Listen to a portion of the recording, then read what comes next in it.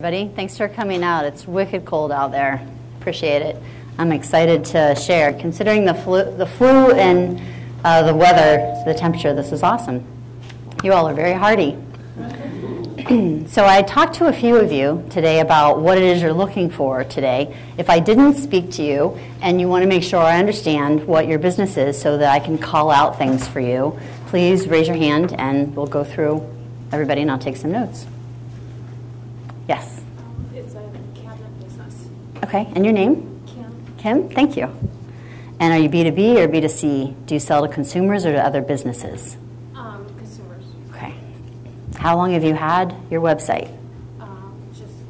It's not all the way up yet. Oh, great. Still in progress. Okay, so it's not live. I can't go to it and see it? No. Okay. When will it be live? Hopefully in about 2 weeks. Okay.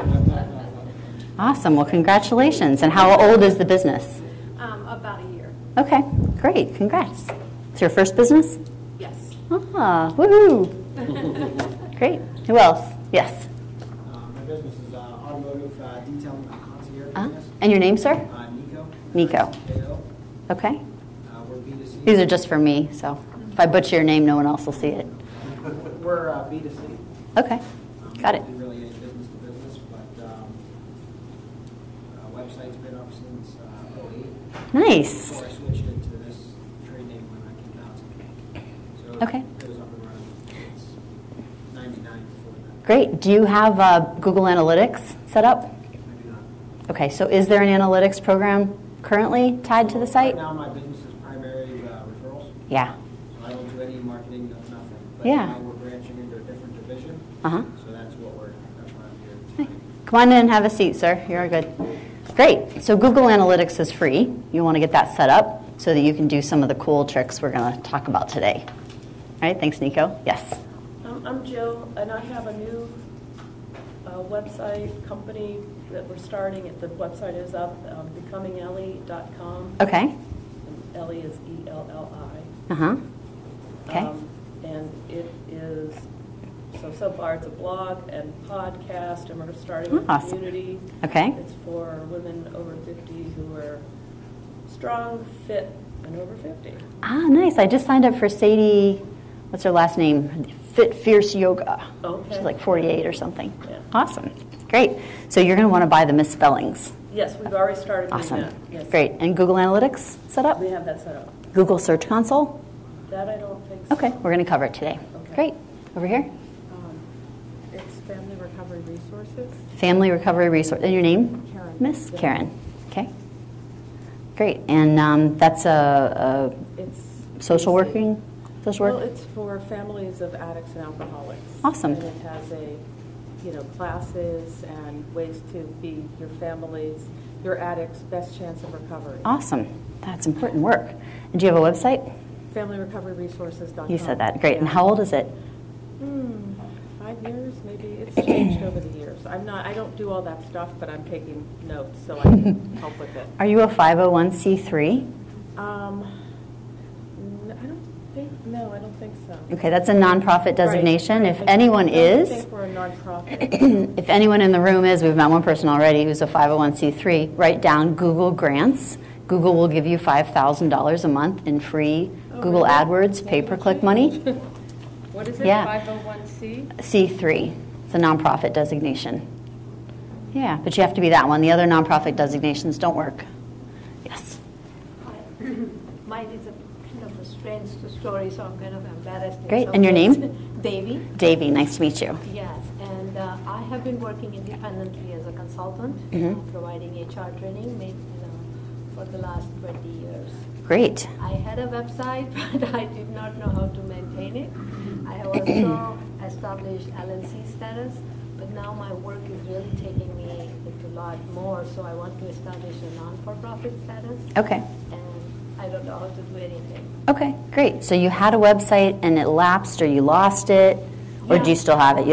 Got it. Yep, that happens. Got it. So you're going to be setting up a new site, but you don't have one yet. Right. And it's going to be a 501c3, so you're going to want to make sure Google Grant is written very large letters. Yeah. Okay, Yep. thank you. And you can either follow up with me or you can Google that to find it. Great, so you'll know what to do once you have that site set up. I know that would be great. Yeah, just one sec, sir. My name is Peggy. Hi, Peggy. I'm an artist specializing in wearable art, and I do Okay. have a website. I've had it for 4 years. Okay, great. And but I need all the information. Yeah. I make use of it as much as I Got it. should. It's business to consumer, so Okay. mostly through referrals. Do you know if you have Google Analytics set up? I do not. Okay, great. So that's your first to do. It's free. Thank you. Yep, you're welcome. Yep. Hi, I'm Bob. Hi, Bob. Dependolite.com. Sorry, what was it? Dependolite. Dependolite. Okay. A-L-I-T-E. Got it. Okay. It's a new battery technology platform, Congrats. and we're bringing Congrats. our first product to market. Awesome. We have Google Analytics. The site's about 3 months old, Okay. and we have our social media pages set up, but we want to build followers for a potential Kickstarter campaign. Okay. So that's our next task. Great. Do you know if you have Google Search Console set up? My son's That's doing okay. that, I'm Yeah, not sure. no worries. Yeah. No worries. Did anybody else? Yep. My name's Darren. Hi, Darren. I'm starting a business later this month. We got Realtor's Choice Photography. Congrats. Thank you. The website is up. Awesome. It does not have analytics yet. Okay. Got it. Thank you. Hi. Hi, my name is Sophie. Hi, Sophie. And we've been had our website up for 6 years. Great. We do have analytics. Awesome. We signed up, I think, the console, but we haven't done anything with it yet. Ah, look at you. And it's all She's a rock B2C. star. Mm-hmm. And it's all B2C. Okay. And our whole business is through the website. Awesome. Awesome. Okay, great. So it's all online. Great. Thanks. Did I miss anybody else? Yep. Heather. Hi, Heather. Hi. I'm volunteer webmaster for Christchurch Episcopal in Okay. Hudson. It's Christchurch. Got it. Episcopal.org and or ChristchurchHudson.org. Mhm. And I also have a rental house in Myrtle Beach that Ah. has a Google site. So I thought Okay. I'd see what I could learn. Okay. Got it. Okay. Anybody else? Yep. Hi, Hi. my name's Greg. Hi, Greg. And I invented and commercialized a product for the food service industry. And, Okay. I have a website. It's B2B. Mm-hmm.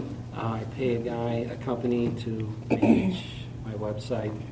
I don't know how to benchmark it. Is actually they're doing a good job or not. Yeah. And so I'm here to learn a little bit Okay. on how I can kind of keep an eye on what's going on with Okay. the search engine optimization on my website. Okay, we're going to talk less about looking at analytics to see if your vendors are doing a good job or if your site's getting better, and more about what you can do to actually get in there and look at the data and use it to optimize the site or to direct your vendor. Yeah, that's perfect. Okay, Yeah. great. Okay, awesome. Anybody have anything else they need to say before we get started? Okay, great. Well, this is helpful. This will give me context and we can refer back to folks. And please interrupt as you have questions or comments, or if you have experience that you think would benefit the group. Okay? So we're going to talk, I apologize for the throat clearing. I had that awful cough flu thing. It's almost done. So we're going to talk today about low-hanging fruit, keywords, and pages. And I've got a few bonus topics in here, and several people wanted to talk about trends and what's important and happening now in search engine optimization and digital marketing, so we can use some time for that too. Okay? So here's our official agenda. We've got a whiteboard here. Actually, let's write down, okay, so trends. Some people don't have Google Analytics or Google Search Console. Some people are pre-website. And let's look at a couple of these examples, and I think we're going to have lots of sidebar conversations, which is perfectly fine. Purposely, what's worked here in the past is to keep the content a little light to make room for the questions. So we'll be workable here. Okay, so something happened to my graphic. No worries. It looks kind of cool. It was one of those maps, like a red map thing that said start here, like you put it in Google Map. And now that's kind of cool, though. I like it. All right, so we're going to talk about Google Search Console and how you can take the data that's right there waiting for your website and create perfect strategy, almost perfect strategy for Google. And it could actually make a difference for your website in a week, which is crazy. Don't quote me on that, but it can happen. Especially the less competitive your space is or the longer your website's been around. So we're going to work with the data, look at the keywords, and then talk about how you can optimize pages on your website specifically for those keywords. That makes sense for your business. And then we have a couple bonus topics. Google recently changed the character count for the description meta tag, so we'll take a look at that. And Google My Business listing. Who here has a Google My Business listing? Okay, everybody should have their hands up. So that'll be an AI for everybody when they get back. As soon as the business is a business, even if, well, yeah, you need a website too, but that needs to be one of your early steps. So let's get into this, the low-hanging fruit. Google Search Console. So Google Analytics, we talked about a few of you have Google Analytics set up for your website. That is a free tool that Google offers that tells you what's happening behind the scenes in your website and how people are using your website. It is a black hole of time and really fun. Yeah, you can roll around in there for forever. So if it's the thing about it too is the more time you spend setting it up and the more knowledgeable you are about how to set it up, the better you'll be for the rest of your life. The least time you spend and the least you know about it, like I totally get that my son's doing it or my cousin's doing it, caveat emptor, right? The better the setup is in analytics, the better it is for your business. It is its own profession, like setting it up. So you just want to do as much as you can and know that it's not something to say, oh, I'll get back to that later, because it's going to cost you. Right? You want to be able to do work in the website and know what work you did that actually produced some leads or sales, right? Anybody here have too much time on their hands? Yeah. So we need to prioritize, right? And Google Analytics will tell you what you did that worked. So you can go do more of that, right? That's important. Yep. For all your channels, not just for what's happening with Google. So that Google Analytics piece is free. You need some help from a developer or you need to lock yourself in a room for a week. You can figure it out and you can connect it yourself depending on your experience and your background. And then Google Search Console is the next step. That's what we're going to use today. Google Search Console is a tool. Yep? Is there, I guess, using Squarespace between their analytics? Google's going to tell you that Squarespace isn't? So Google Analytics is just really standard, and a lot of people work with it. You know, there are folks who don't want to. If you're on a different platform like Squarespace, and they provide their own analytics, you can still put the code in for Google Analytics because that can talk to Search Console. It can talk to Google Adwords, and that gives you a different picture. But it puts things together. Not that you're going to be hamstrung because you're using the other, right? The other, this is it's kind of a suite. The Google stuff is a suite and all is synergistic. So yeah, you'll be fine. Google Search Console you can still tie, but you have to have that Google Analytics anchor. It's like the way that Google is surrounding the world, right, to eventually be the king. Yeah. Yes? How do I find out if I have Google Analytics? Because I had a company set everything up, and they made it for me. Is there a way to check on that? There is. Do you know how to get to the code on your website? I don't. Okay. So usually, depending on what browser you're in, you'll right-click on some part of the page that isn't a picture or text. And it'll say View Source or something like that. And you click that, and then it's going to show you something that's going to rock your world. And that's HTML code. And if you do a Control F, like you would, have you ever done that, or an edit find in a Word document? So we can take a quick peek after if you want. Then you can search for analytics. And if you find Google Analytics in the code, then you have it. Okay. Uh-huh. Yep.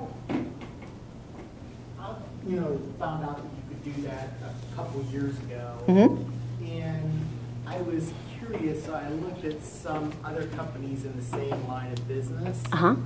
And like on one of them, I right-clicked it and it popped up a message, something like, don't even think about it.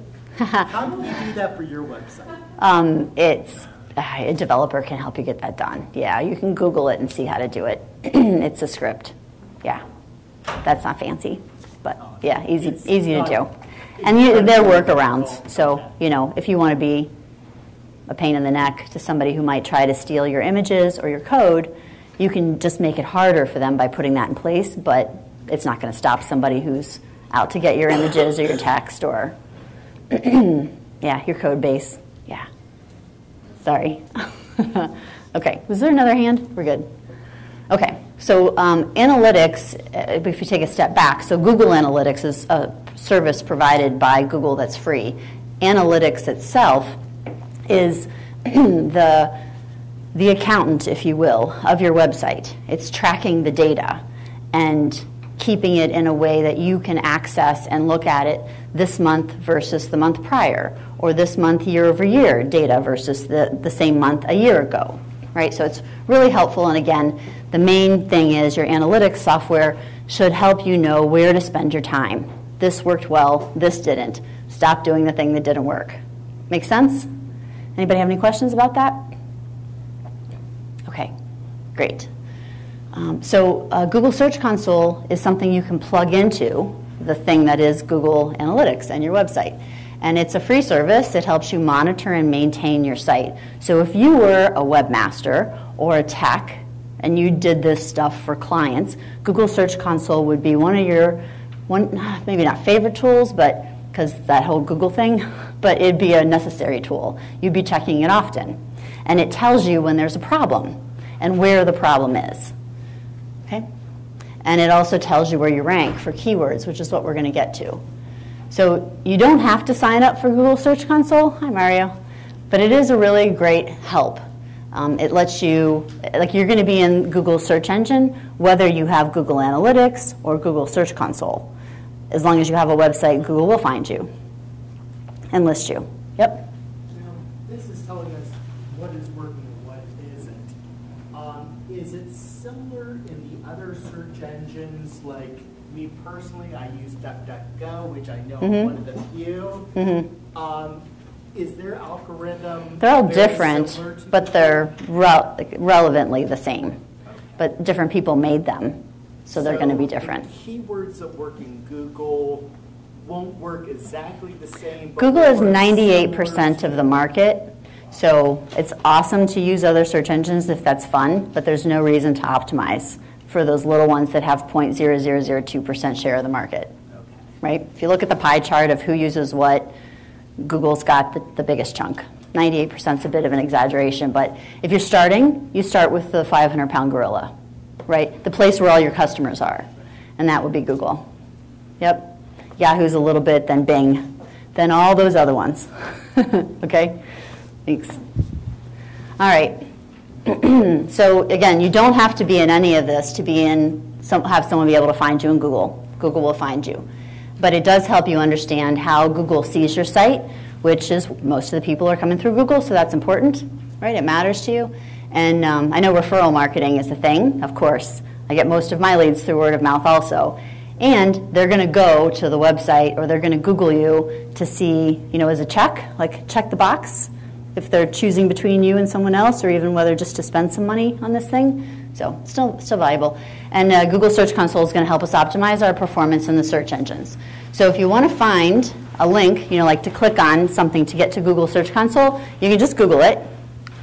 Or you can type in google.com/webmaster/verification/home. Or just stop at verification and it'll get you there. Yep.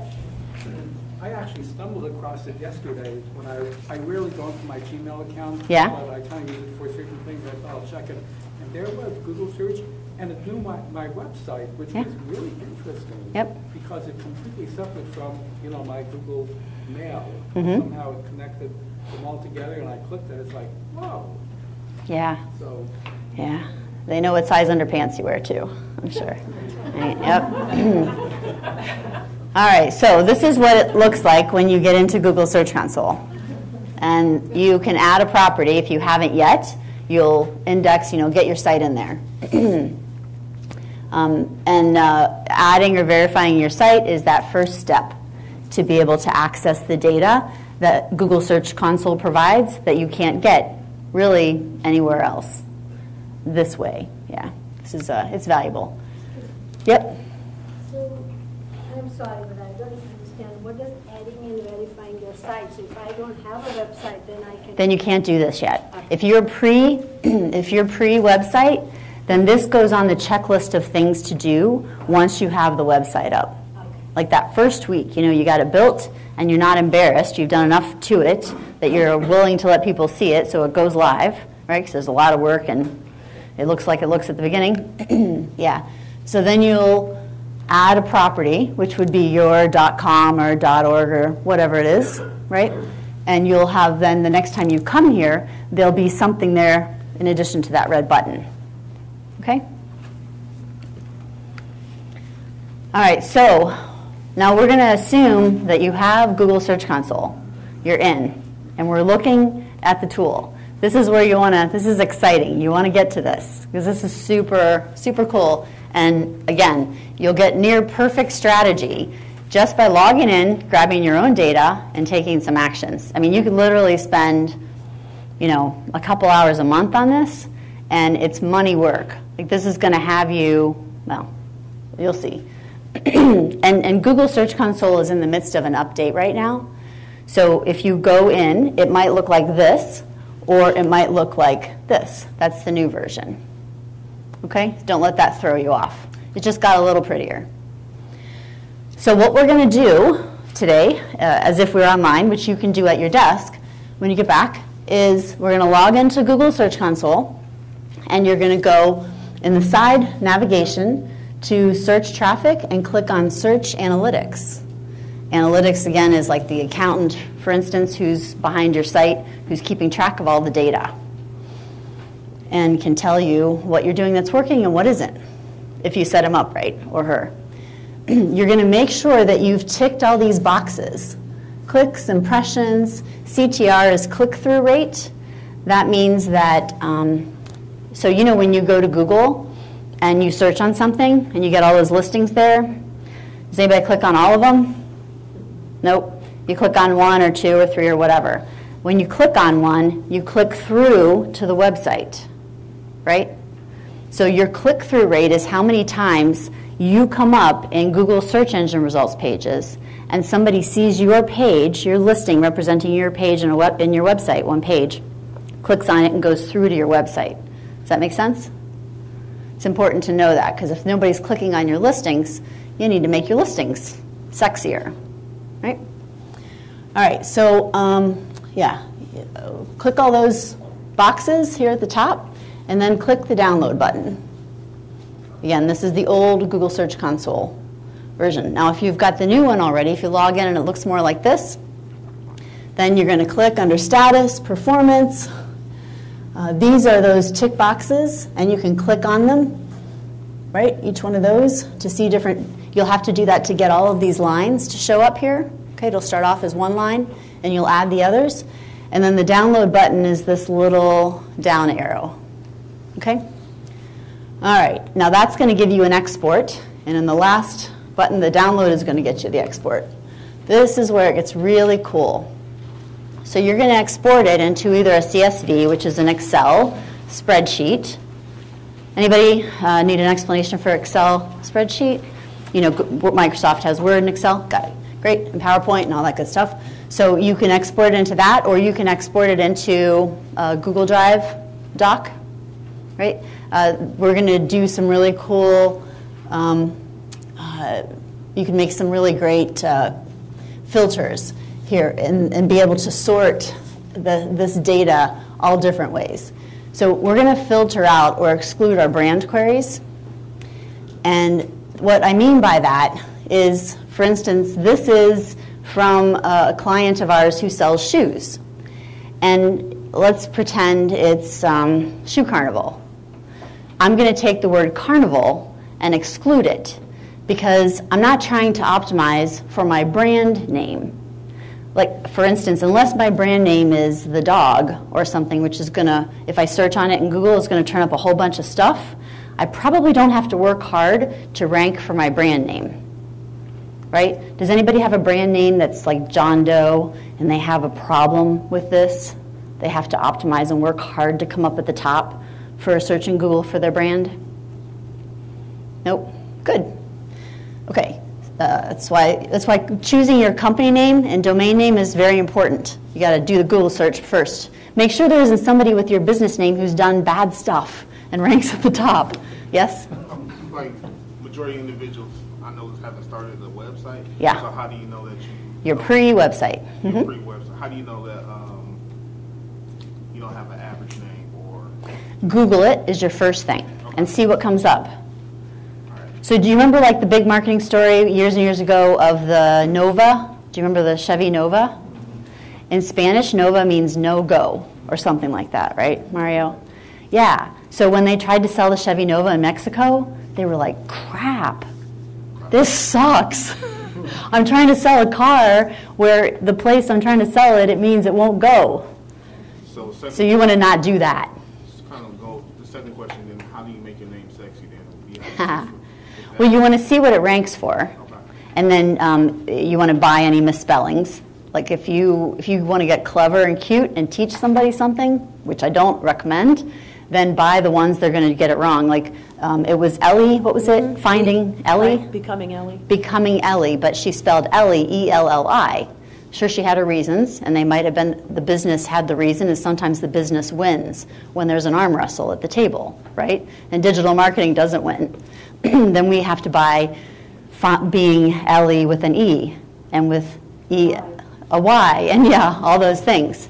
So you just Google it and see if it looks okay, or if it looks messy, or if it looks super competitive, or Walmart and Amazon and Wikipedia and all the big dogs are in the top 5 because you're not going to beat them. So you might it's really helpful if your name actually says what you do. That's a good thing. And like my name is the Search Guru. I started the company 14 years ago, and it made total sense then. And now I'm a digital marketing firm instead of just search marketing, so it hamstrings me a bit. But I haven't taken the time to rebrand because I don't want to. Someday. Your name meaning your business name or yes. your domain name? They're often the same. Oh, you can keep both same? Yeah, like Walmart is walmart.com. Okay. Target is target.com. Ideally, they're the same, so you don't have to teach people 2 things, just one. And if the name says clearly without you having to explain it or spell it, right, people can get it right the first time, that is money, right? Great, yes? Yeah, I had that issue, a couple of those issues, because since it's a product that nobody's ever known about since I invented it. They're not searching for it because it didn't exist before. So I use my company name, I use my brand name for my website. Yeah. And so it directs it there. Or you could come up with a domain name that was somehow related to the pain that your product solves. Okay, great. But then it's spelled differently, so it can be trademarked. Because if it's spelled like it's supposed I know, to be the business, the stupid business. That's right. So I have to buy both domain names. Yes, you do. And redirect. So someone spells it correctly. Park one and redirect it at the other. Yeah, got it. You're going to park it, not just redirect. Yeah. Yes. Great. Okay. All right. So, like I was saying, Carnival. We would exclude Carnival because I don't need help ranking for Shoe Carnival. Right? They're at the top if you search for it. Trust me. Here, we want to see the shoes or the shoe names and what's going to make a difference here. So shoe sale clearly gets a ton. That was the query. The query means that's what somebody typed into google.com. There's one right up here. If you want to come up closer, or you can get on the side. Yeah, I think, come on in. So queries is what the person searched on in Google. Clicks is how many times your website attracted somebody from this key phrase and they clicked through to your site. How cool is that? Yeah? Are you with me? I like nods and yeses or nos or, okay, good, thank you. Impressions, this is how many times your website showed up in the Google search results for that key phrase. How cool is that? Yes? Oh, look at Mr. Fancy getting ahead of me. Do you see the last column here? That tells you where you ranked on average over a 3-month period. Okay, it's not, if you go and Google it and it's different than that one, don't be mad at me. Because this is an average ranking and you have personalization on your website. It's really difficult to search in Google without your history and everything Google knows about you influencing and changing the result set. Okay? Yep. Similar services that I've used, it would tell me, they went to the home page or whatever page. That's an analytics piece. You can set up a sales funnel and see how people, they came in, they started at this page, then they went here, then they went here, then they left here, or they took this action. You can see their whole path through the site in Google Analytics or your analytics packages. Most of them, some will not have that functionality, but it's cool. Yeah, really good. So then impressions you can see here, and then click-through rate. That's clicks and click-through rate. These are related, right? So click, and then how many times they clicked on you as a percentage when you showed up in that search engine results page. 5%, 14%, that is awesome. Awesome, awesome. And then the position or the rank that you have for that key phrase on average over that time frame, that 3-month time frame typically, for that particular key phrase. So anybody not need this information? Ranking. So in Google, it doesn't have 1, 2, 3, 4 by it, but there's somebody that comes up at the top, and that's the first position, right? The second position or second rank is 2. So you can see here that they're at position 13 for shoe sale, and that's near the top of the second page. Yep, there was a hand over here, Chubba, right back to you. What do you see as like best in class, or like what you should aim for a percentage on click-through rate? It depends on your industry. There's really no standard or best practices number, but we just want to never be satisfied with it. Yeah, always keep pushing up. Mm-hmm. Yep, yep. This is just organic results. Mm-hmm. I think there's a question. 1 second, I have one right here, and I'll get back to you, okay? Yep. Explain again the clicks and the impression. Impression, oh yeah, sure. So impression, you can see it's shoe sale, my page, a page on my site, showed up 6,256 times in Google's search results. So when somebody went and typed in shoe sale, my site was in one of those, okay? And this is how many times somebody clicked on it. And that is expressed as a percentage. And then over here, there was somebody over here? No, I didn't hear the prior question.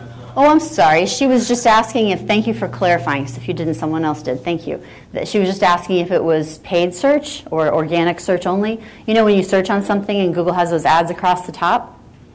That's called paid search.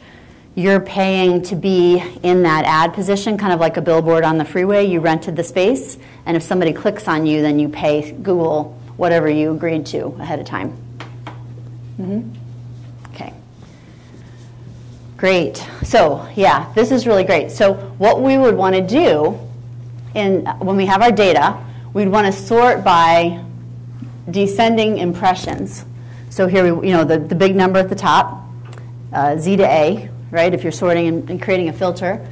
And then the position, we can see where we are. And if you've got something ranking, you can go about this a couple of different ways. Let's say you have something ranking, I almost put this picture up in the deck. The best place to hide a dead body is on page 2 of Google. Yeah, that's kind of gross, sorry. But gets the point across. So it's also easy to hide stuff at the bottom of the first page. Right? You don't always scroll down when you search in Google. You might just look at the first couple, click on something, and be done with it. So we want to be in the first, second, or third position for everything, right? That would be awesome. Yes? So what is the time frame for data that pops up like that? The time frame for Google Search Console is 3 months. You need to download and save your data every 3 months, or it's gone. You can't go back. You're only in the 3 months that you're in. Mm-hmm. So the ranking or position conversation is if you're at number 4 for something, you're going to make a whole lot of money if you can push it up to 3. Right? So if you look at the actual search query and see is it possible, if Amazon's number 3 and you're number 4, give it up and move on to another keyword. But if you can, that's a lot of money right there for you. Right? If you're at the top of page 2 with some effort, a little bit of effort, like easier than if you ranked 156th for a keyword, right? You could get that page that's at position 13 or 12 or 11. 11 is the first position on page 2. You understand me? Right? There are 10 on the first page, and that makes 11 on the second page. Okay, so 23 would be the third page. Right? You with me? Yep. Okay. My organization actually was contacted by a Google rep. And I guess they did some research and found, which I'm glad they called me because it made me pay attention, that when you Google our name, it doesn't pop up. So in our area, they were saying that they actually said that we would be in first position on the first page. It was for my area. So you weren't ranking in Google at all for your brand name, and a Google rep called to let you know that. Got it? So to be on that page, do you always have to pay for that position? So we're going to put a pin in that, right? If you don't mind, I'm going to make a note. We can absolutely talk about that. We're going to talk about trends, and I need to ask you about 4 questions before I can answer that. Google rep. All right, and I'm going to count on you not to let me lose the thread, okay? Thank you. All right. Yes? Someone told me that if you go to your website from different computers, you can make it go higher up. Or you can hire people in Russia, and you can have them click on it. Yeah, something like that. Or write comments in your site. So here's the rule for that kind of stuff, a gut check for you, if you will, so you can answer all these questions on your own when I'm not in front of you. Okay. So you ask yourself, is what I'm considering doing or about to do good for the search engines like Google or those spiders they call them? Sorry. So sorry. Is what I'm about to do, am I doing it for Google or am I doing it for my customer? So Google, you know what Google is. Right, yeah. Am I doing it because I'll rank better? Right. Or am I doing it because it'll serve the human being in my audience, my prospects? Anytime the answer is Google and not the person, That's a tough one. don't do it. We were, yeah. Yeah. So that's the litmus test, though. I can't promise it works with crazy people, but smart people will choose. And if it works for people and for Google, awesome. But if it only works for Google and not people, yeah, don't do it. You're welcome. Yeah, there's actually a very clear process for anyone who wants to report you for doing anything wrong to Google. And then they can go look at that and kick you out of Google. And then you lose access. Oh, yeah. Oh, yeah. There are lots of things you can do to get, Google has lots of rules. Yeah, yeah. Okay, so any other questions about this? Everybody clear? Everyone clear that they want this data? Yep, you want this. All right, great. So the next step is now that you have this information, you can now start to sort. Because did you see, we got discount shoes online, and we have shoe sale, and we have Reebok Princess. Those are very different key phrases, aren't they? Like if you think about what was the human being out to accomplish by searching on Reebok Princess versus Nike Air Monarch? Do you think those were different kinds of people or different kind of goals? Yeah, very much so, right? So we wouldn't approach those the same way or put them together. We would create themes or keyword groups. And we do this based on the actual, like what our people are searching for. Because we have the data, because we have Google Search Console. This is why we want to have Google Search Console for our site, right? Because it's the way you get the actual factual what's happening in addition to Google Analytics. So we're going to sort through those key phrases and pick the ones that matter to your business. So you might say, kids shoe sales. I'm not selling kids shoes anymore. I'm done selling them. I hate kids. They're out. Well, then don't optimize for kids shoe sale, right? So that's not important to the business, so you won't do that one, right? But Merrill, they pay great margins. I make a ton of money on Merrills. I'm making this up. I don't know, right? Then I want to sell all the Merrills I can. So that's definitely going to be a theme for me, the brand of Merrill and the different types of shoes they sell. Okay? Nike doesn't pay as good a margin, so I'm not going to optimize as much for Nike. Or it's too competitive. I can't win there. Everybody and their monkey's already been optimizing for Nike. So I'm going to go over here to this other stuff where I know people are actively searching, because look, for Merrill, there were 500 impressions, people, actual prospects I got in front of that I could have sold a pair of these shoes to. Right? That's worth spending some time on, right? Yep, great, awesome. And at position number 23, I can make a difference there. I actually got clicks with a listing on the 3rd page of Google. Just imagine if I was on the 1st page, how much more money I'd make. Got it? Yep. I have a question. What's the difference between click and impression? So impressions, what's different between clicks and impressions? Impressions are when you show up, somebody typed into Google, whatever, something you sold, and they showed up in front of, you showed up in front of their face. That's an impression. Yeah, you were on the screen in front of a pair of eyeballs. If they clicked on you, then it shows up here. And this is that expressed as a percentage. Out of 496, 8 of those clicked on me, which is 1.61%. Yep, on the 3rd page. Boom. All right. So now step 3, we're starting to theme our keywords. All these keywords had the word sale in them. All right, so I put them together, and I can optimize for them in a synergistic way that makes it easier than just one of them. Having a group actually makes it better for me. And these all had the word boots in them.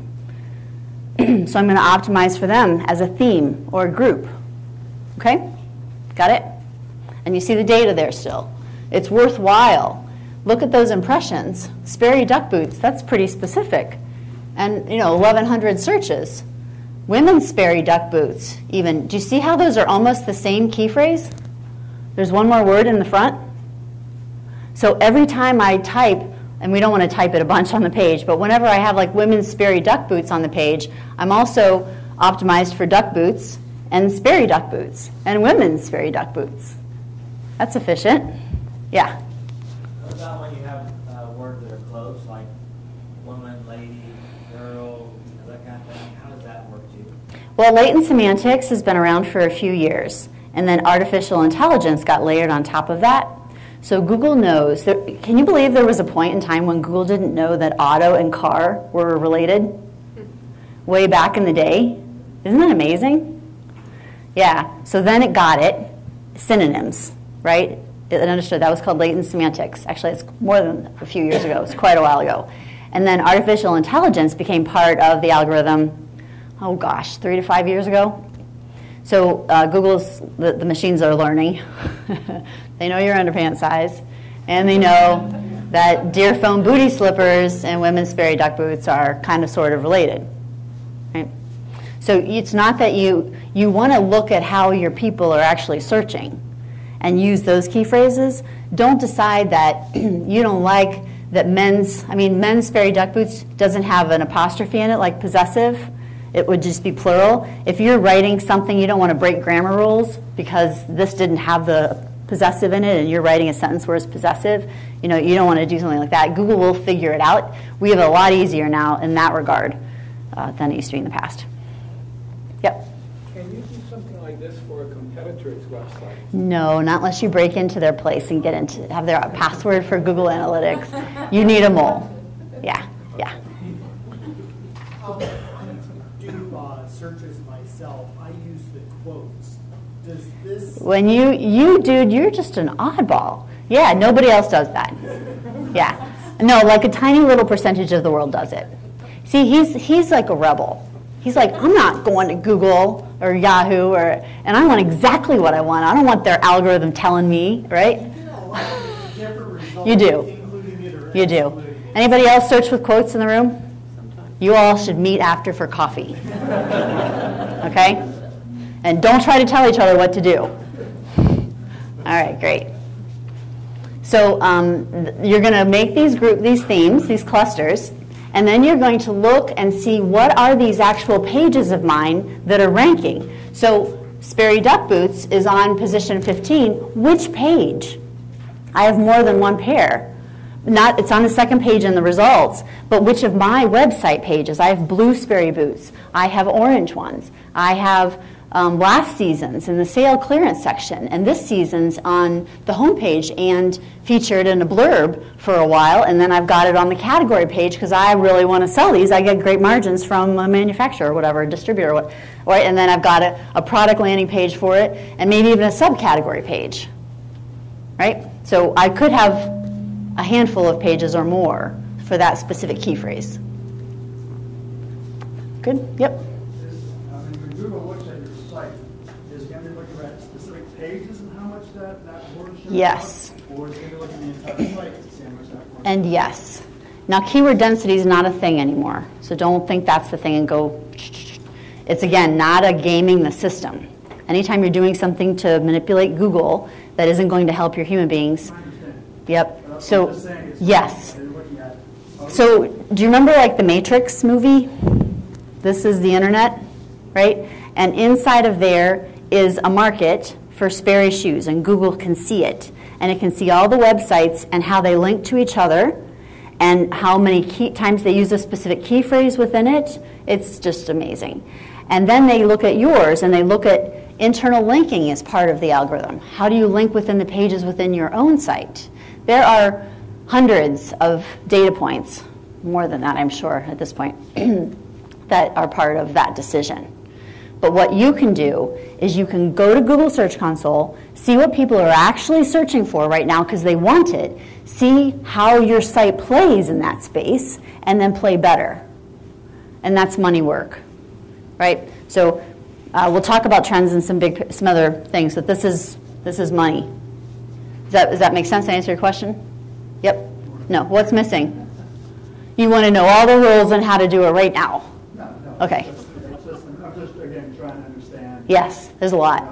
So if you talk about optimizing, so you could have a landing page that you optimize for some of those keyword phrases, but just trying to understand. Yeah, see, if you had, let's pretend you had 6 pages on the website that were about that thing or something like that thing and use that phrase, you're not going to rank all of them.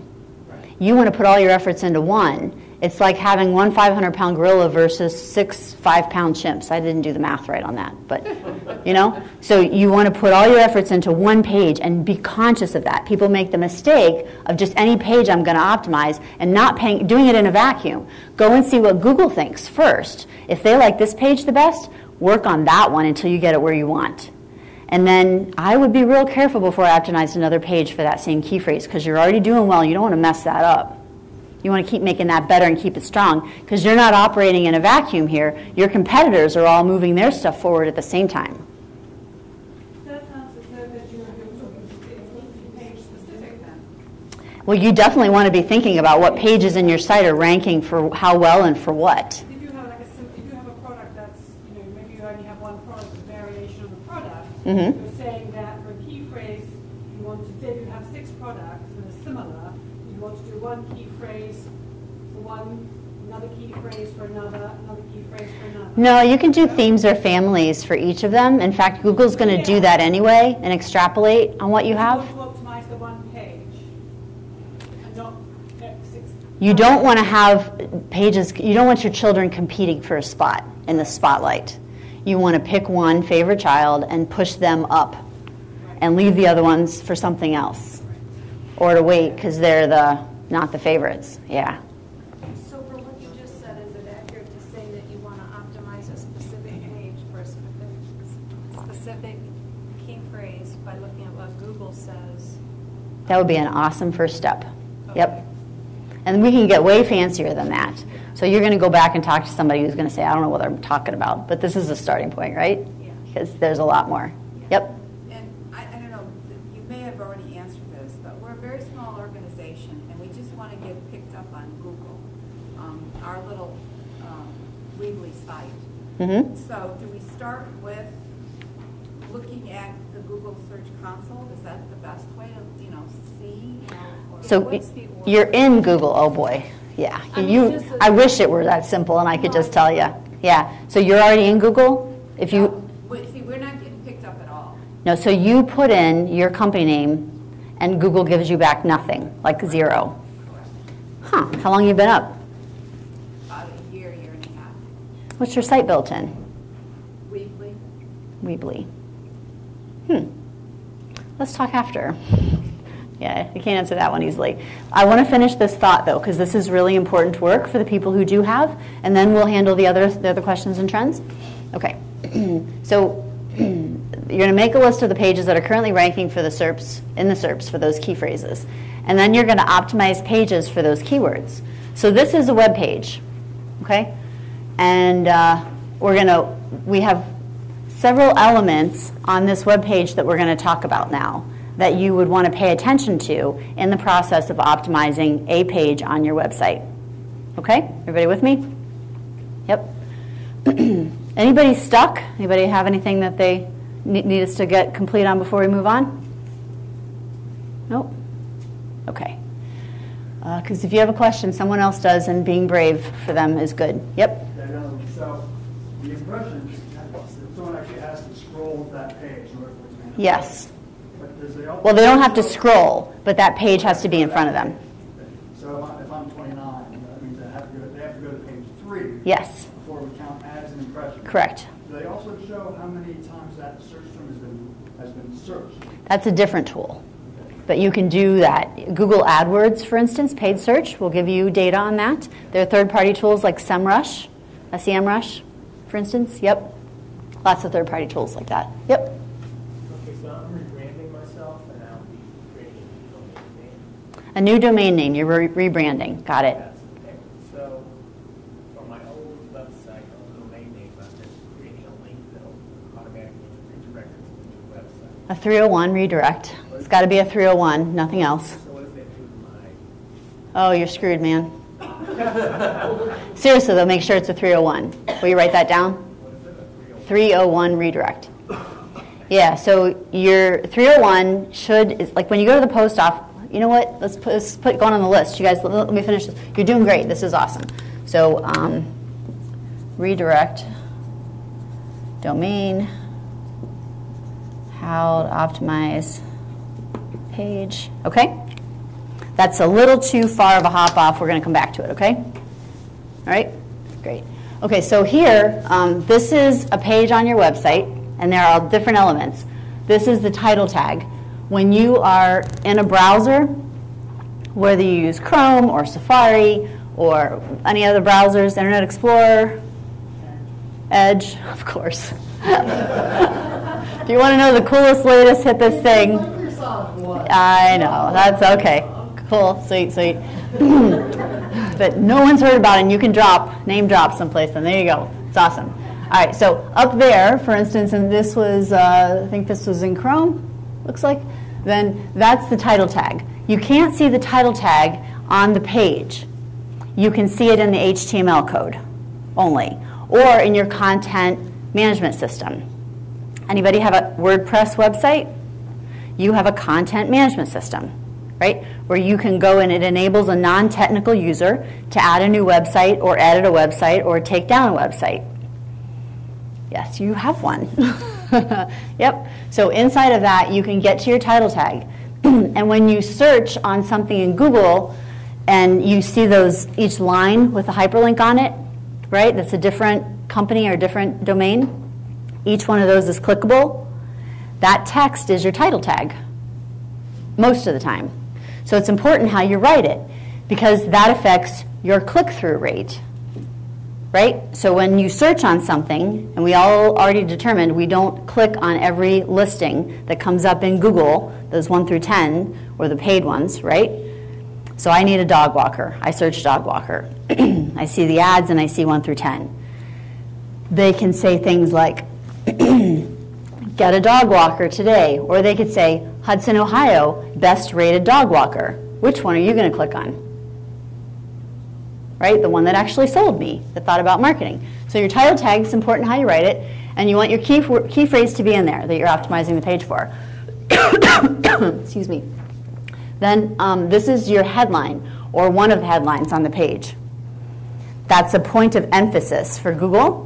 It's bolded, and it's got an H tag around it in the HTML code. So Google comes to that H tag when it reads the HTML code, because Google doesn't look at the pretty like we do. It looks at the HTML code behind the page. This is the pretty, right? So it sees H tag and it goes, oh, this is a headline, pay attention, I'm going to learn something here.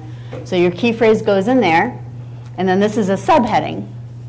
Keyword would go in there too, if it makes sense, or some variation on the keyword, right? To your point back there about a theme or a family of key phrases. You don't want to be like, this Hudson dog walker is the best Hudson dog walker you've ever seen whenever you've looked for Hudson dog walkers. Because you're going to sound like an idiot, no one's going to buy anything from you then, right? So you got to write well and use variations of like that back to the theme for the key phrases. You can, if you put an image on your site, you can put it in the alt tag. Oh, God bless you. Thank you so much. Sorry. Thank you, thank you. So you can put an alt tag on your image. Anybody play with our alt tags, optimized for image search? You know when you search in Google and it says something like all, images, news, videos, right? If you click on image, that's ranking for images. You can optimize your website to rank in image search through alt tags. Okay? So if you're in the fashion space, right? So the shoes that were the Sperry shoes would have the key phrases in, assuming it's a picture of that actual thing. Then here's some body text, and you can use your key phrase there. So these are all places where if you're optimizing a page on your website, you would include the key phrase or key phrases you're targeting for that page. Make sense? Yep. Okay. Great. So if you have a WordPress site, you come to something like this and get into your content management system if you're going to go do that stuff, right? Just to give people a frame of reference who have WordPress. You can also, oh, I didn't mention this. I mentioned that internal links are part of the algorithm, right? How you link within your own website to pages, right? You know, you do that, right? You have a page and it talks a category page for something or a top-level page about a service. And you have counseling for women, men, and children. And you have a page for women counseling and a page for men counseling and a page for children counseling, right? So you would link from the main page about counseling to each of those three. That's internal linking. And you're telling Google, these other three pages, hey, Google, they're important too, important enough, I'm going to link to them from here. Okay? So you would want to consider maybe putting the key phrase in the text of the link. None of this stuff should be overdone. I should mention that this is like giving a kid an espresso. You could be in a lot of trouble. You don't go nuts with this. Okay? You do it in a measured amount. And there are lots of articles. You can read lots about this, how to do it. So content management. This is what that WordPress page would look like. You might have a different platform like that has a different, similar content management system. There you'd edit the title tag. Here you'd edit a heading or a headline, and this is where you would edit the body text. Yep. WordPress, it's pretty popular. A lot of people do, but not all. Yeah, you don't have to. But just there are a lot of vendors you can pick from who work on it, so the price gets dropped down. It takes a little practice to learn it. If you go in once a month to make a change, you're going to forget what you needed to do. So you write your steps out for yourself for the next time you go back in so you don't get frustrated. Like a breadcrumb, Hansel and Gretel? Okay, so then after you've done that work, right? So we went into Google Search Console, we got the list of key phrases, the impressions, our click-through rate, and we picked our page, we searched in Google, and we saw what page was ranking for that, and we used our key phrase data and organized it into themes, and then we went into the different areas of our page, and we edited those to get the key phrases that we wanted to rank for, that we were at the bottom of page 1, or at the top of page 2, or the bottom of page 2, and we want to push it up, right? And we did that. Now we get to check and see if it made a difference. So we can Google it, and you can search in incognito mode, or you can search where you are. And so when you search in Google, it's really difficult to get a result set from Google. When you search on something, Google knows it's you. And they know what you searched on in the past. And they know how often. And they know what you clicked on. And and then what you did after you clicked on that. Because if you have Google Analytics on your site, Google can actually see how people use your site. Right? I mean, it's a free tool. There's some give and get here. So this is exciting. We did all that stuff, and now we get to actually see what happened. So check to see how the page is performing. Make a note in the calendar to go back in a week, in 2 weeks, in 3 weeks, in a month, and see what happened. 2 to 4 weeks is a good time frame. Oh, but we were trying to say, yeah, the Google's going to give you a different set. Like if you search on dog trainer in Hudson or dog trainer, and you live in Hudson, I live in Tremont, I'm going to get a different result set because I'm coming from Tremont, and you're coming from Hudson. And you may actually have done that search before, or whatever, right? So there's a way to go in incognito mode. When you open a new browser, you can choose private or incognito depending on the browser name, and then it doesn't look at your history. It's supposed to be clean, but there really is no clean search. So just know that if you search on the key phrase that you optimized for, but your buddy across the country that you're bragging to about your results searches, they're likely to see a different number, a different rank, okay? So you're going to check the keyword ranking in Google Search Console. Remember it showed you impressions and clicks and your position or rank?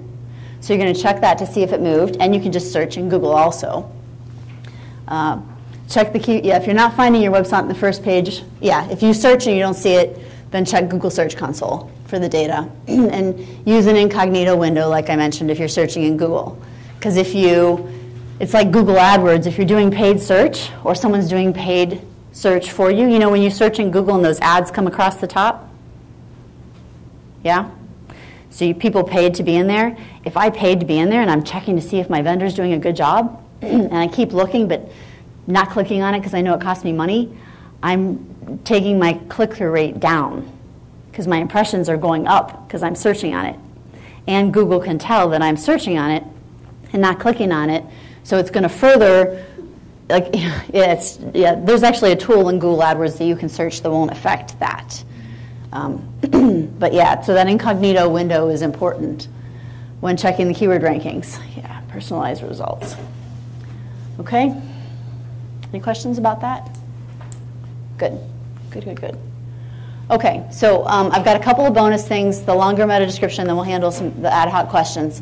So this is what it looks like when you search in Google, right? You see a bunch of this, minus all our colorful lines we put on.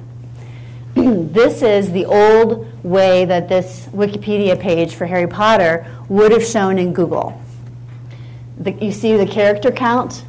So we mentioned before that the hyperlink right there, that's the title tag for the page. So all of your pages on your website are going to show, well, almost always, your title tag right there. And that's the part that we talked about, how you could write the title tag differently to get more clicks, to get a better click-through rate. This is the new one. You can see how many more characters we get. Before you got around 160, now you get around 320. So anybody have a guess at why Google made the change?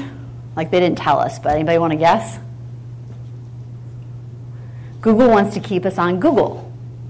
Google doesn't want people to go through to your website. They want to keep them, to click on their paid ads, to click on the sponsored ads in the maps, whatever. So if I give you a little bit more information and I can answer your question and you don't have to click through to Wikipedia, I can keep you and you'll do more stuff on AdWords and maybe spend some more money with me.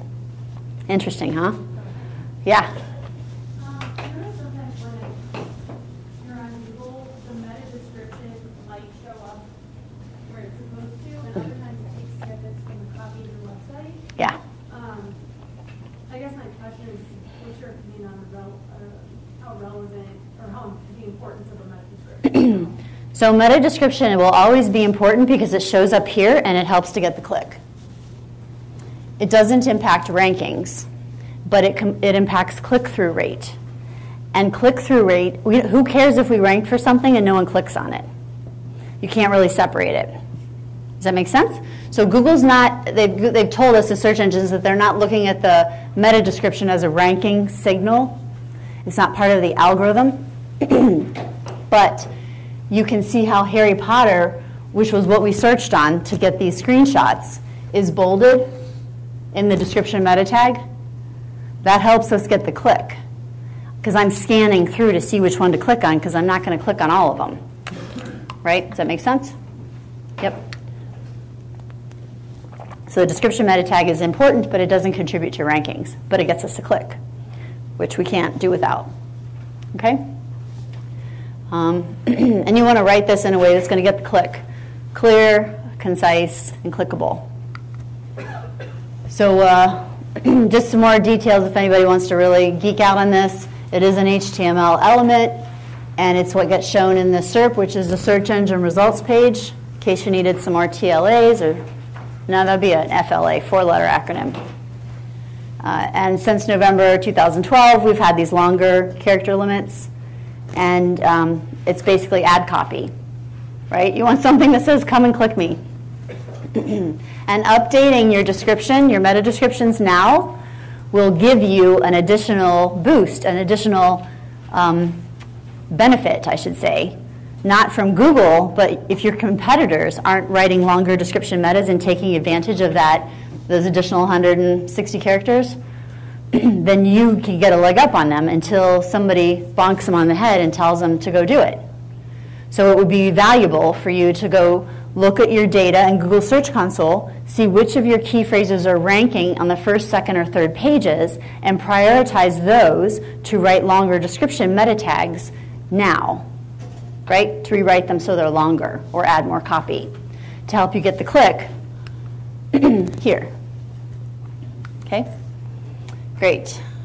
You get more space on the most valuable real estate online, Google's search engine results page. All right?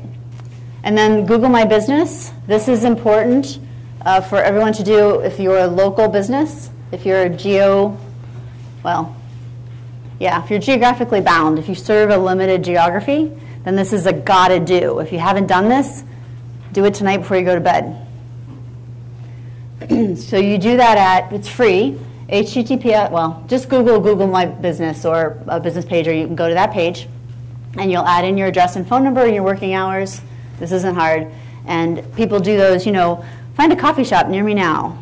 Find a blah, blah, blah, near me now, right? And you're not going to be in there if you haven't entered yourself. Or you're going to show up way more at the bottom. Asking customers for reviews will help your rankings in local search in the map.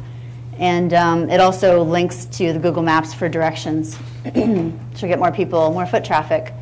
And it's important because we're all on the phones, right? Mobile traffic has Eclipse, desktop. It did it a long time ago. For most businesses, most of their traffic comes from mobile devices rather than desktop. Yep. What's the name of this?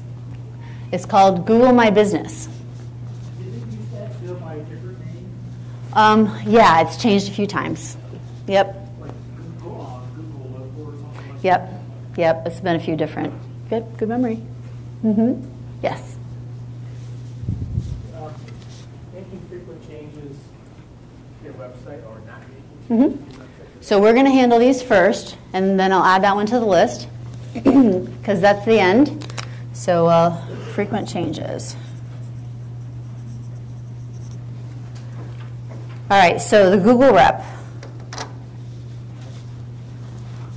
Oh, yeah, do that one. Google rep. Bless you. So my question is actually close to hers from the show that you made, right? Okay.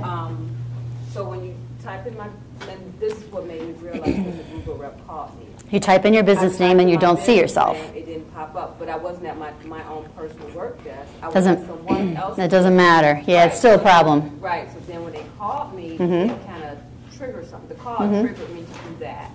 So they wanted. I wonder what you're doing that you're not in there. Right. So they wanted me to pay this astronomical amount. Well, for me, if someone's calling me asking for money, I'm going to call you back. Yeah. I don't know. That's just me. But then I did kind of do something. So what specifically were they telling you were paying for? They were telling me that because in my area, I'm not in. No, I understand. The outcome was you weren't showing up, but what were they telling you? What program did they want you to spend money on to get in? They wanted me to pay to be on the first page. Because it was with AdWords or with the map or with organic search? They didn't say what type of search. They just said it was just. So if they call back, just make a note, say what specific Google program are you talking about? It was probably AdWords. So do you usually have to pay for that though to be put on the page? So you know when you search in Google and there's the ads across the top? Yeah. Yes, you have to pay for those if you want them. Then there's the map if it's local. Right. Then there's listings 1 through 10 below that. Right. You don't pay for 1 through 10. Well, you might pay a vendor to help you optimize, but you don't pay Google. Okay. And then that map, you might pay a vendor to help you optimize or work yourself. And then there are sponsored ads in there that you can also pay Google money for. But to initially be on, you don't have to pay to be.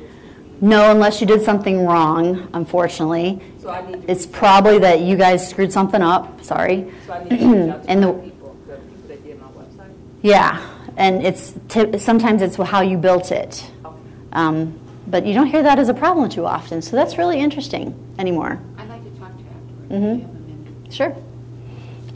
Okay, so that one, probably Google AdWords, and yes, you have to pay for that. And it's a wonderful machine. It's a direct marketer's dream. Google AdWords it's money for a lot of people, and you can see return on ad spend, you can see what key phrases made you money. It's really, really nice. Actually, you want it to become a money machine. You want to be able to put in $1 and get 3 or 5 or 7 out of it, and then go find some more money to put in it. All right, great. So that's that one. The next was redirect domain.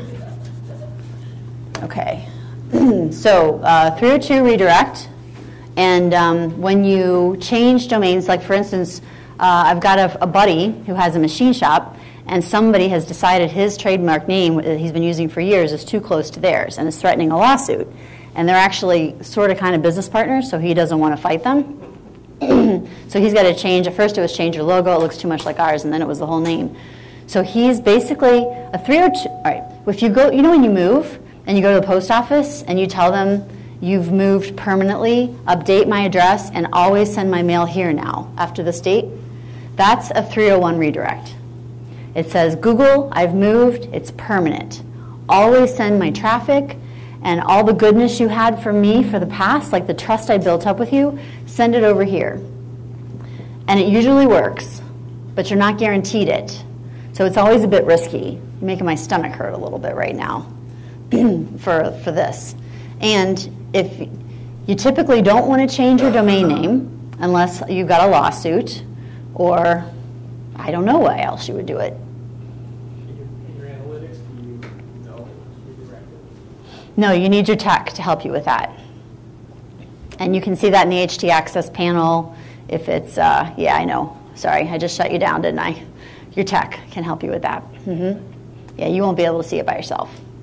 You'll be able to see if the outcome happens, but they might have used a 302, which is like me telling Google, hey, I'm going to be gone for a week, just hold my mail, okay? And then if I leave that on forever, Google's like, she's an idiot. I am docking her for this. Okay? So you got to know enough. Just one sec, yeah?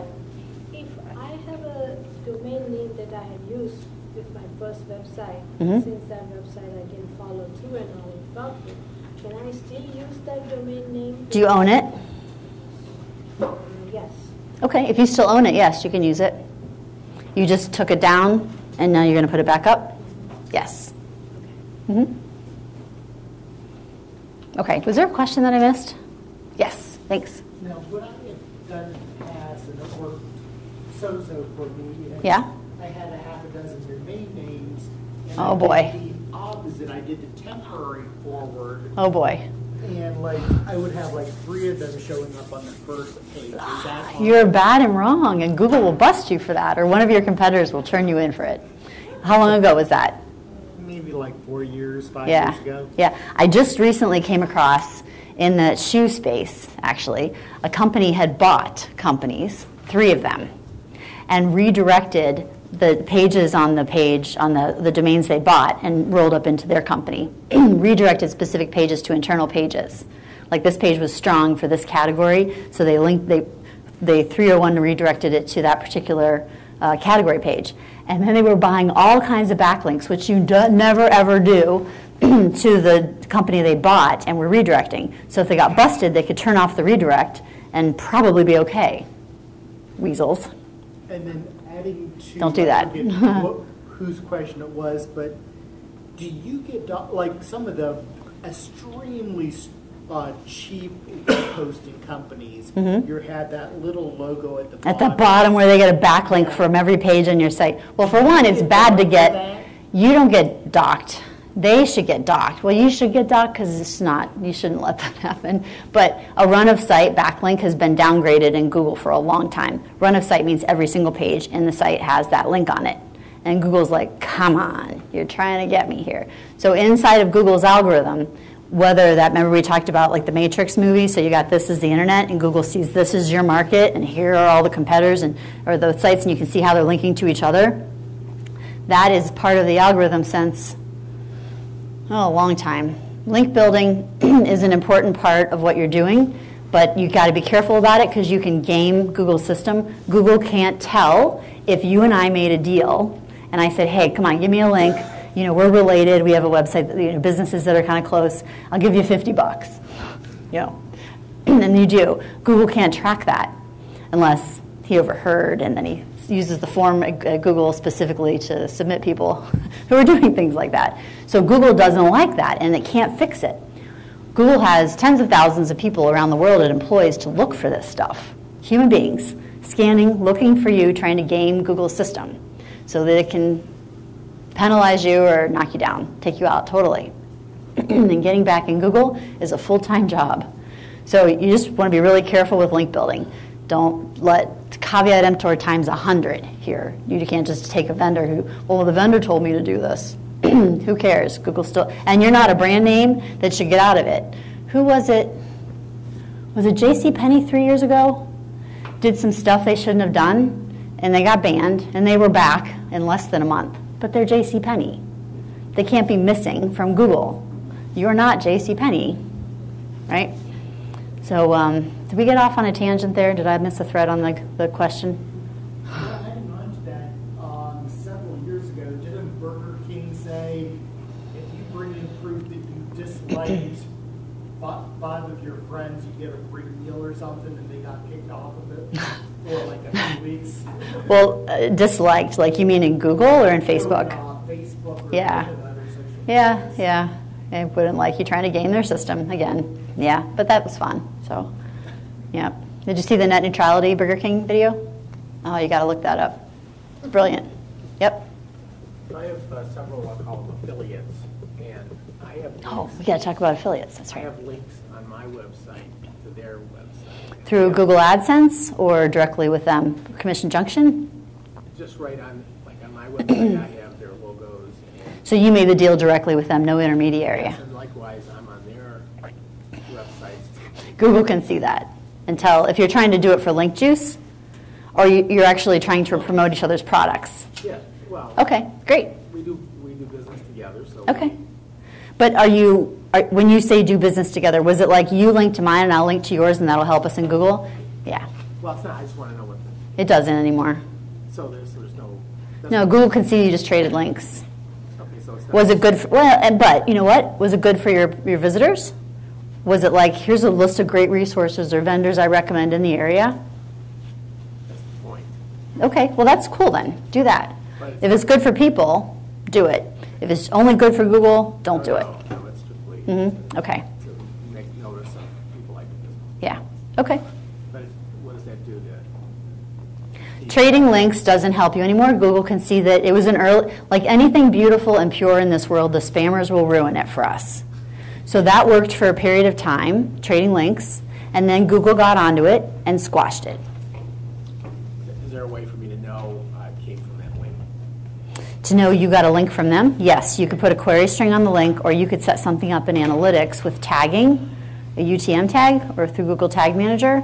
You can do that a number of ways. Absolutely. The easiest would be to, on the link on the other guy's site or gal, have them put question mark, you know, something, some specific campaign name or whatever on it. It's a query string, and that'll show up in analytics for you as a referral source. Yep. If you have an affiliate page and they're complementary businesses through Commission Junction, does that ding you or no? Help you? So an affiliate marketer is typically going to have a website with content and do a lot of work to get traffic, like, hey, look at me, I've got this stuff here, and then pass them off for the sale. It's less about, like the AdSense program, is that what you're doing with Google? Commission internship. Right, so you just have links on your site that maybe somebody will click on and go over there and do it. You're not like actively working really hard, putting up websites about it. I mean, Google's not going to, well, there is an aspect of the algorithm, UX, user experience, about how the website page looks. If it looks gummed up with a lot of ads, so we got to remember, Google is a business, just like us, right? And Google knows that if they give us, so you're the customer and Google's the company, if Google gives you a result set of crap, well, wait. If Google gives you a result set of crap, you're going to Yahoo or Bing, right? Or some other DuckDuck.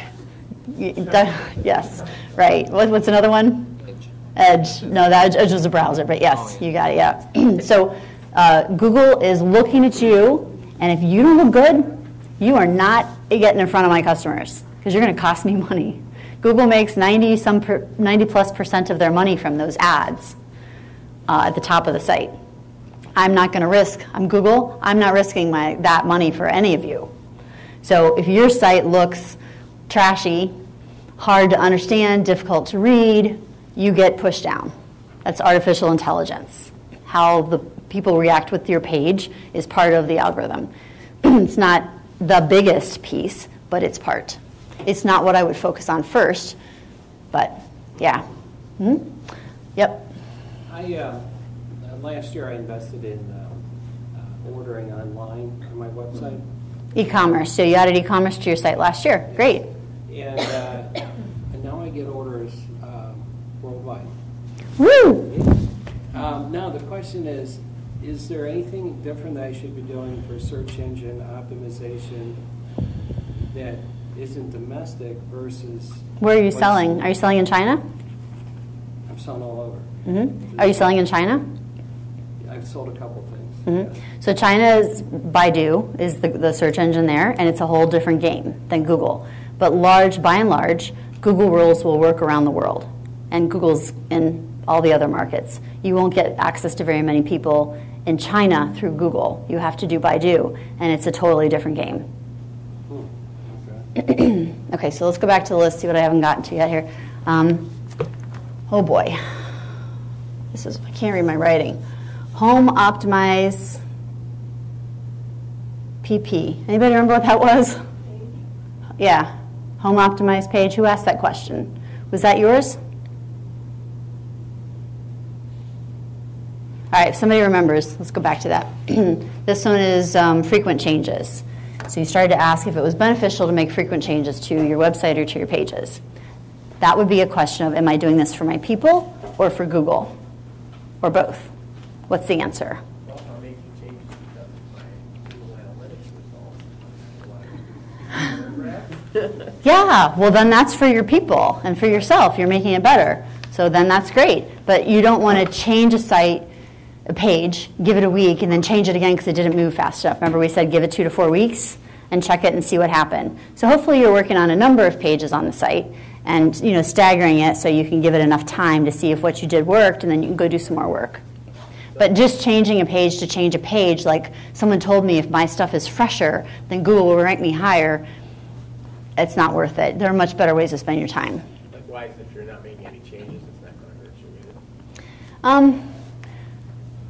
either. That's not a black or white yes or no answer. It depends on the market and the industry. I mean, certainly if you're a fashion site, you never change anything, that doesn't look good, right? Because you don't have the new season stuff out. Google's going to be like, they must have closed up shop. But if you're a tool and die company and it's like standard, you sell the same thing, blah, blah, blah, it doesn't change much, Google understands that. Remember, Google's got the artificial intelligence looking at the big picture, then that's not something you're going to get in trouble for.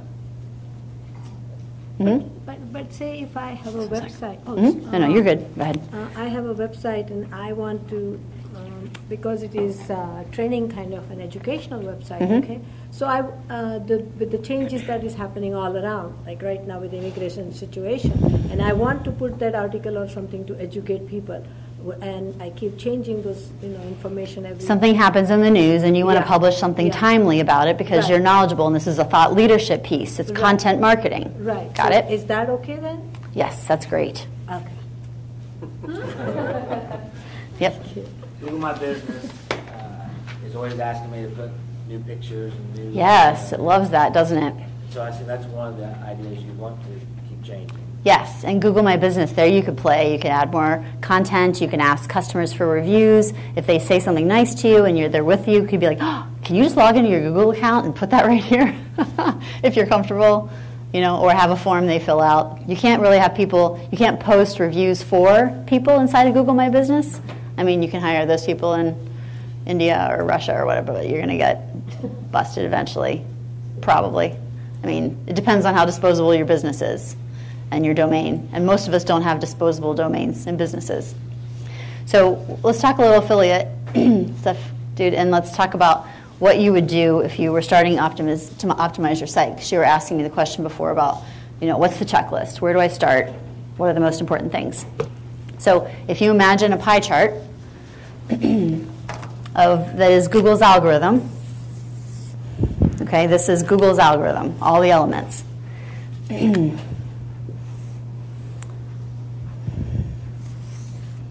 So kind of a peace sign, huh? So this is content and links. Let's see. I haven't looked at this chart for a little while. I've got one. I can probably find it. If you want to hang around, I can show you the actual one. Yep. Oh, sure. All right, so the way that the pie chart works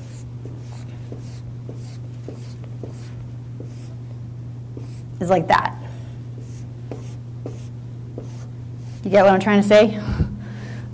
A bunch of little things that all add up, but it's not where I would start. I mean, granted, if you're not in Google, that's a big flaming little thing. Like, get that fixed. Figure out what it is and get it fixed. There really is no reason why. There's no reason now. I mean, your site's not built in Flash, right?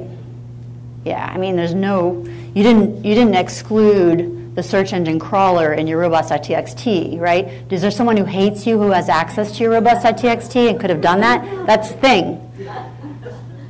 That's it. But what's funny is if you Google it, Nothing about that's funny, first. She just said what's funny is. What comes up is not the site, but what all the content that's on my site, but in a Word, like A Word document? not a Word document, but say I type in my name and it wouldn't be like. All right, we'll look after anybody who wants to stay and see what the heck's going on over there. All right? So really, this, all these little things matter, and then content and link building is pretty much the whole rest of it. So if you're starting out, first off, if you don't have a website, think about what you're naming your business or what domain you're going to buy. And don't be foolish. Don't get in love with a word that Google didn't used to be a word, and they taught it to people and that worked. You're not Google. Don't do that, right? Ideally, find something that says what you do. It's just going to be easier. Does that make sense to everybody? Yep. So that's the first thing. Get your domain name. Go register your domain name with a registrar. There are a gazillion of them.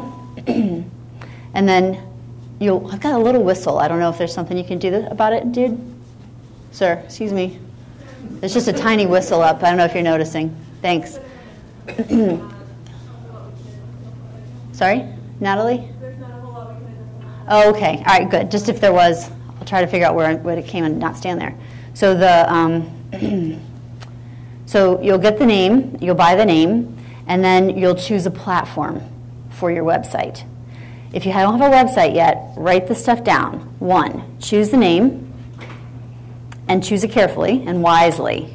Okay? Do the Google search on it. Ask people, what does this word mean to you? When you hear this, what do you think of? Somebody could have helped out Chevy with Nova if they'd asked around, right? Now it's a big deal. So then the second thing is to register it. Your domain name may not be available. A lot of people have just snatched a bunch of them up. So you're going to find that when you go to do your affiliate marketing work, right? Have you started to look? Sorry, sir, I'm trying to remember your name. Do you have a domain yet for your affiliate marketing work? No. So it's going to really be a challenge, I bet, to find stuff. And people sell them. They buy them and they sell them. So you might find the perfect one that you want, and somebody will sell it to you for $5,000 or $50,000, right? Yep. I would say if you really love a name and it makes sense, then you register it quickly too. Oh my gosh, don't wait. Never wait. If you're not sure, Well, I could give you an example. it's like $5. Do it. Yeah. Come up with a group. We had the name of our business, and we were going to put it on Twitter. And she waited to talk to us about it for a day, and the next day, someone got it. So we had to make it Dependolite 1 because somebody bought Dependolite. Like that's not a name you come up with yourself. You don't Did they trademark it? Oh, our name is trademarked. Yeah. So you can go get it from them. Yeah. I mean, right now we're using Dependolite 1. We were trying to. You need to go get it though, because as soon as you're something, they're going to do something, and it'll be a problem. Yeah. I got mine, and I did the trademark process, and somebody else had some variation on it, and I took all her stuff because she didn't do the paperwork, huh? Hasn't Nissan and Nissan been butting heads over domain names for decades now? Sure, I don't know that story. What's Nissan, the car manufacturer, versus Nissan, this small little mom and pop computer place? Oh, nice, huh? And they didn't squish them yet? It's the last time I heard, which was a few years ago, they were still butting heads. okay. All right. So choose your domain name, register it, get it, and then yep. I'm sorry, Aaron. No worries. Where's best place to? They're all the same. They're all fine. Yeah. I mean, pretty much. Yeah. Yeah. I hate the GoDaddy commercials, and for some reason, I still have all my domains there. Shame on me. Yeah, they have a deal. So, yeah. All right. So you got the name. You choose a platform next. Choose a platform. So the platform that you choose, like WordPress, we've talked about it a lot. It's nice because it's open source. That means that anybody can contribute to it. Microsoft makes their stuff not open source. You can't go into Word and make it better or contribute a plugin to Word, right? Closed source. But WordPress is open source, which means any developer in the world can contribute to it and they can work on it. So there's no shortage of people who can work on your site. The worst thing you could do is to choose an obscure platform that your buddy or your cousin or somebody told you was great, and there are 3 people in the world who can work on your site. It's expensive. If they get tired of you or go down to something else, you have to start over. So if you're just starting, there are lots of those WYSIWYGs, like you mentioned. Which one did you mention you have? Squarespace, yeah. And then somebody else said Wix? Yeah. Yeah, so there are pluses and minuses. The business likes those because it's easy and it's set up and you can do it fast, and I don't have to learn to code or hire a vendor. Google doesn't like them as well, and you can't customize them as well. You can't optimize them as well as something that, oh my gosh, like franchisees have a terrible time. Corporate owns the site and they won't let you go in and do your own pages, right? Or the templates, they don't consider search engine optimization and they built the site poorly and you're hamstrung. So that kind of stuff, you consider your platform. And then you start to write your content. And you start to consider how it looks to your prospect. And of course, there's all this marketing stuff that happens at the same time. Who are my prospects? If I'm marketing to 12-year-old girls, the website's going to be designed and look different than if I'm marketing to, it's a senior home, and I'm marketing to the boomer who's, working with mom and dad right now. Versus it's, social working, we're counseling and supporting people in crisis. Those are whole different experiences, right? So your design matters for marketing, and you need to know who your target audience is. So you wouldn't want to say, I can sell my product to anyone with a thumb. I have a huge market potential. I am going to be wildly successful, right? That's terrible because you want to niche. You want to go as far deep into a niche that you can't actually work it, and then take one step back and start there. Because then you know exactly who your prospects are, right? So you could have, do you have a target audience for your market, for your fashion retail, online retail store? Yes. Who is it? Tell us a little bit. Actually, it's men. Okay. They do luxury robes. Okay. And they make the perfect gift. They make the perfect gift, luxury robes for men. Got it. And they're typically... No, it's for women, but men are their clients that typically buy. Oh, they're gifts for women. Yes. Oh, so it's gifting. Got it. Yes. Perfect. Uh-huh. So, Mother's Day, birthdays, anniversaries, Christmas, Hanukkah. Typically 35 and 60. Between 35 and 60. They're professionals Mm-hmm. and like doctors, CEOs. I'm too busy to shop. I want something nice. I've got some money to spend, so my income is X to X. Exactly. Uh-huh. Okay.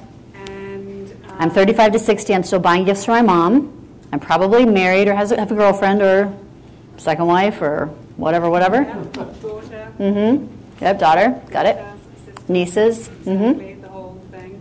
Maybe grandkids. Yep. I want to be able to go onto a site very quickly. Ease of use. Mm-hmm. Ease of use. Have a gift wrapped. Mm-hmm. Send it. UPS. I don't think about it again. Yeah, so that's pretty good. Like she could still get even more specific, like know that a certain age range for some reason wants the chenille robes that they saw on the hit shows in this era or something, right? I don't know. But that's how you want to be about this. You don't want to be, I can sell to any woman on the planet. It's awesome, because it isn't. You want to niche as hard as you can that you can't actually have enough people to sell to. Like there's no trade association, there's no magazine, and then take one step back. Okay, that's where you want to be.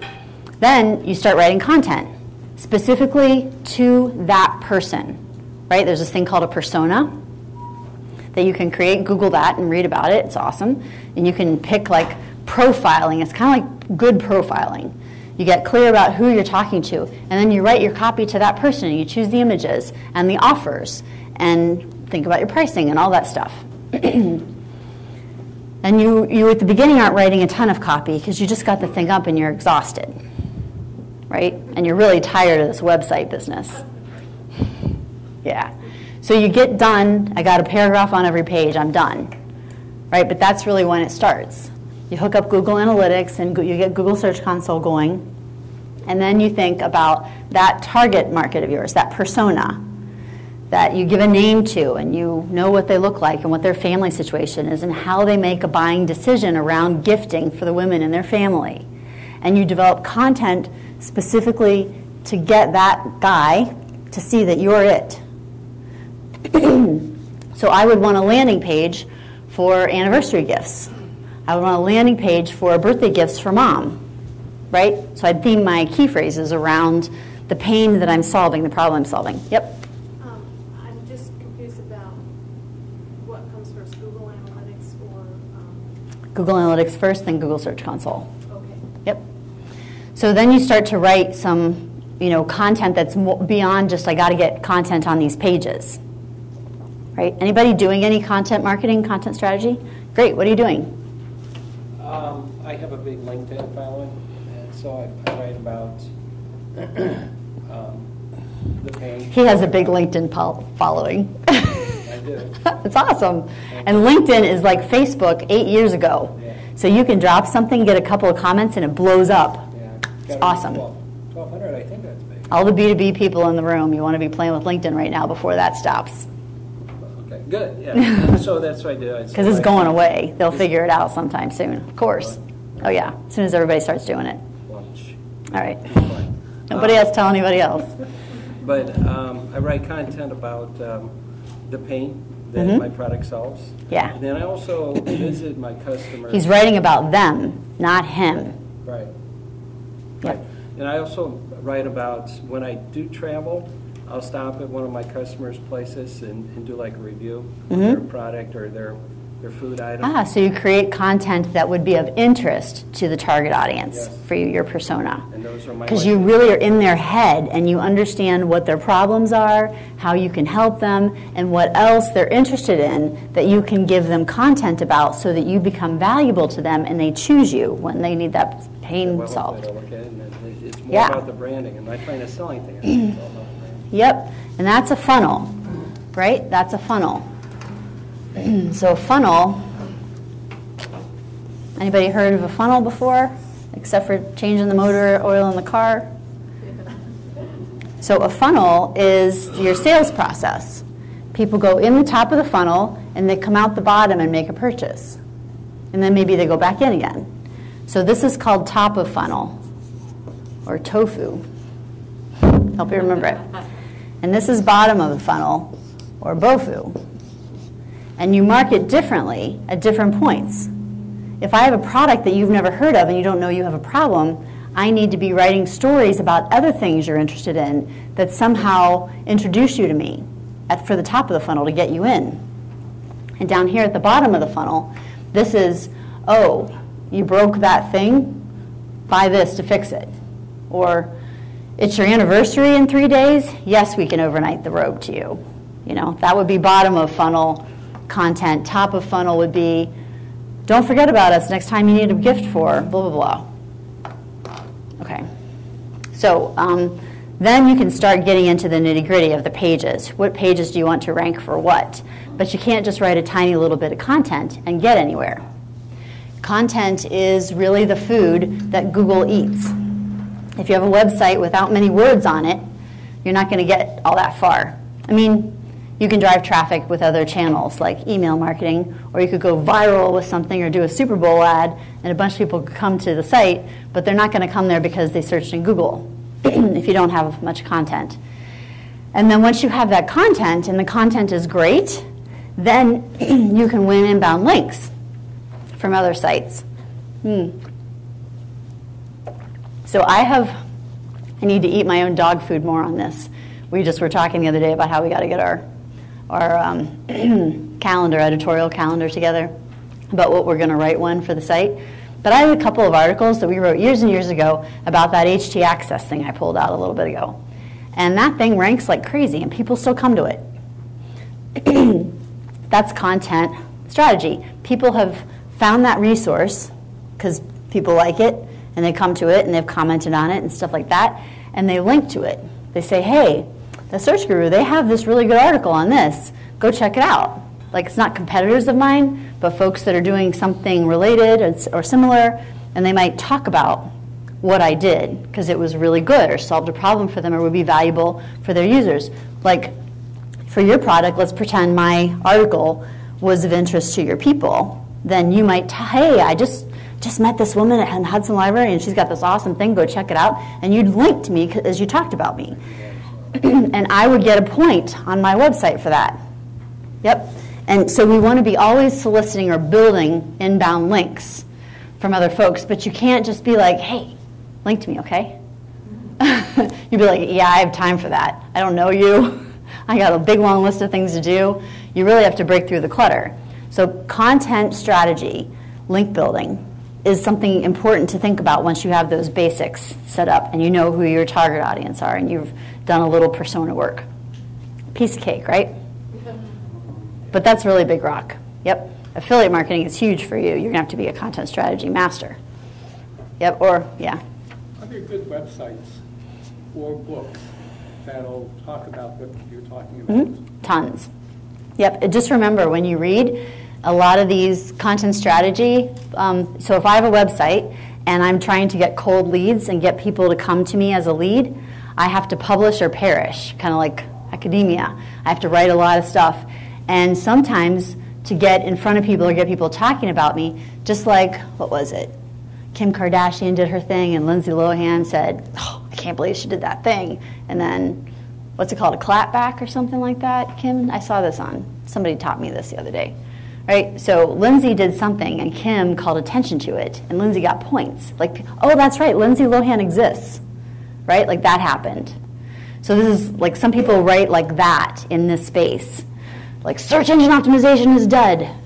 Right? Or link building is dead. Like, see those articles all the time. So you really have to take it with a grain of salt. You need to read enough, caveat emptor, all over the place, buyer beware, to know if what you're reading was written to just get brouhaha stirred up, or if it was really helpful. So Moz.com, M-O-Z.com, has a good 101 it's a 101 book for SEO.